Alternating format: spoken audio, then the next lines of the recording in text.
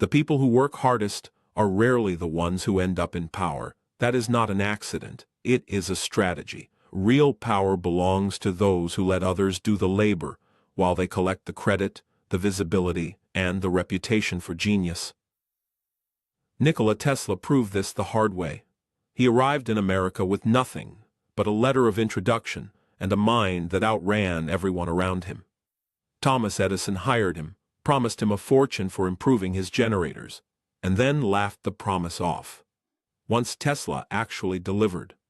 Tesla built the foundations of alternating current, the system that would electrify the modern world. Yet patents slipped from his hands and credit scattered to men with sharper instincts for ownership than for invention.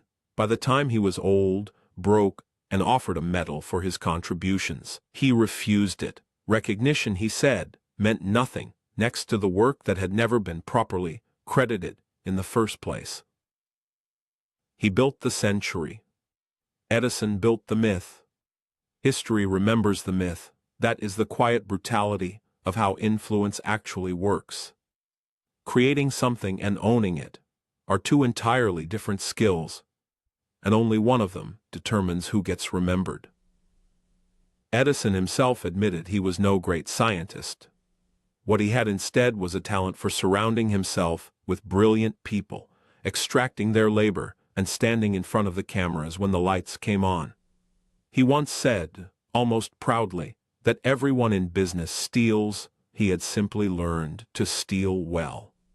That confession is the whole lesson. The people who accumulate power rarely generate it from nothing. They gather it, filter it through other minds and other hands, and then present the result as a singular achievement of their own. Insist on doing everything yourself. Refuse to let others carry your weight, and you will likely end up exactly where Tesla ended up. Brilliant, admired in footnotes, and forgotten everywhere else. But claiming credit is only half of this game. Knowing when to give it away, deliberately and strategically, is the more dangerous half. Because timed correctly, generosity becomes its own weapon. Consider Henry Kissinger's role in opening diplomatic relations between the United States and China in the early 1970s, one of the defining maneuvers of Cold War strategy. The architecture behind it, the secret channels, the careful signaling, the diplomatic choreography, was largely his design. But Kissinger understood something Tesla never grasped. A subordinate's position is never secure enough to survive open competition with the person above him, so he ceded the spotlight. He let the president stand at the center of the photograph, let history record the triumph as someone else's, while quietly ensuring that everyone who mattered inside the halls of power understood exactly whose mind had engineered it. He traded visible credit for something more durable, trust, access, and a permanent seat at the table.